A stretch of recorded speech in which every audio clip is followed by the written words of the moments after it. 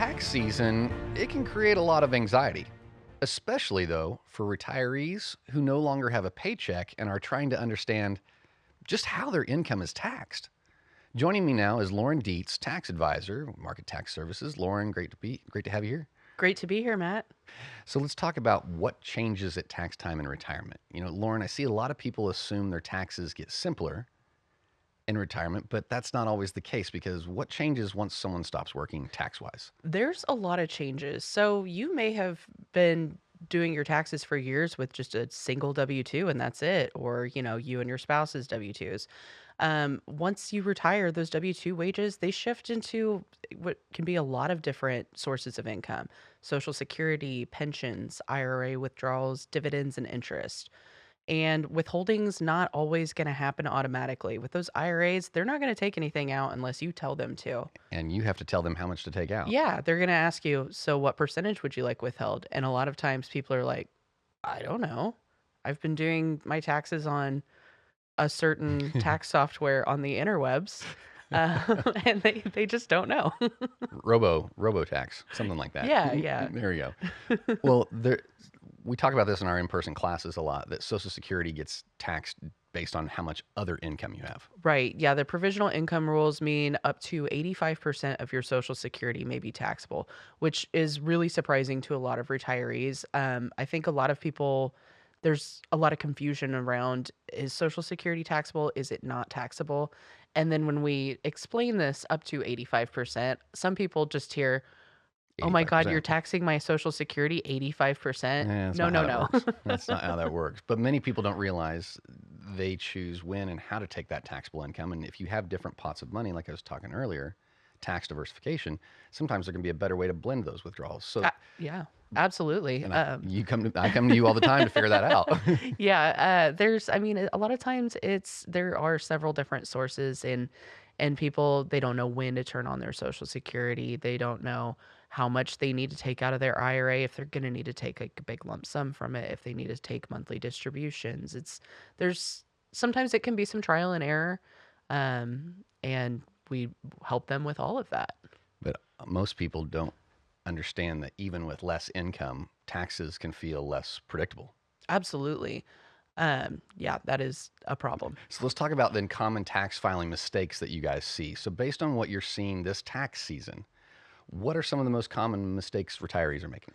One of the biggest ones that I've seen year over year is people just simply under withholding from their IRA distributions because maybe they have been doing their own taxes for years and years, and they don't know what their marginal tax rate is, they don't know what their effective tax rate is. And so they just think, oh, I mean, I think 10% sounds good, but you're actually in a 12 or even a 22% bracket. Well, and I was talking with a gentleman after a taxes in retirement class that we just taught this last week, and he was right there on that phase out for the one big beautiful bill, that bonus Yeah. $6,000 deduction. Uh-huh. And he thought he was in a 22% tax bracket. Turned out he was in a 35 Oh, when he took $10,000 out because he just searched the internet for what tax bracket am I in, and that's all he thought he needed to worry about. But it's so much more than that. Yeah, absolutely. Another big thing that we've noticed is people not really planning those required minimum distributions. Once you either turn 73 or 75, depending on the year that you were born, you have to start taking money out of all of those IRA accounts. And people don't realize that can eat into, I mean, that can cause a lot of tax problems for you, especially if those have some pretty big balances on them. We've also noticed that people that maybe have just recently retired and their income has dropped significantly from those high earning wage years, missing those opportunities to do some tax efficient withdrawals across multiple accounts, such as maybe taking some money from a traditional IRA and moving that into a Roth and paying the tax now. What? That doesn't make any sense. But basically, why a lot of retirees answer with that response that I just gave you there, that doesn't make any sense. It's poor communication between the tax advisor and the financial advisor. And maybe they don't even have a tax advisor. Right. Maybe they do their taxes on their They own. are the tax advisor. You are your own tax advisor. And I would really caution against that because really about taxes, I've learned it's better to be proactive and not reactive. Absolutely.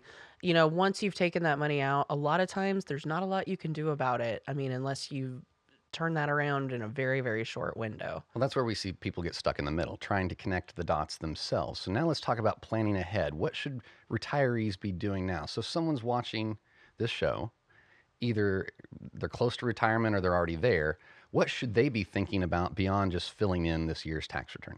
Right. So this is one of those opportunities. We mentioned Roth conversions a couple of minutes ago, looking beyond just the current year that you're in and thinking multi-year tax planning.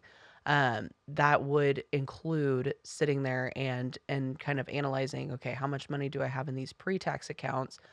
Is it wise, or does it make sense to maybe move some of that money into these after-tax Roth accounts that are gonna you'll never pay tax on them again? So you're talking about tax statuses and you're hmm talking about things that are in your lane, but really there's just an overlap between the financial advisor and a tax person, truthfully. Absolutely. This is where it is crucial to sit down and have the tax advisor, their financial advisor, sometimes even like their Medicare advisor, just have them all in the same room so we can talk through these numbers, make sure that we're not going to be causing any additional tax pain, that we're not going to be um, causing them to trigger the different levels of IRMA, and Presley called just it last week Irma. IRMA. I know. I've never heard it I've said. heard her say that. Irma. And What's I'm Irma? like, oh, Irma. Okay. I kind of like how she said it better. I do too. But it's not just about this tax season. It's about avoiding blind spots in retirement altogether that you might not have tax problems or you might not feel like you have tax problems right now, but down the road, if you have $1 million, $2 million in an hmm IRA, you got tax problems. You're just not feeling it yet. Yeah, yeah. I mean, we've often asked clients when they come in, do you think taxes are going to go up or down in the future? Very few say down. Yeah, very few say down. Very I few. have little hope that they're going to go down any more than where they're at currently.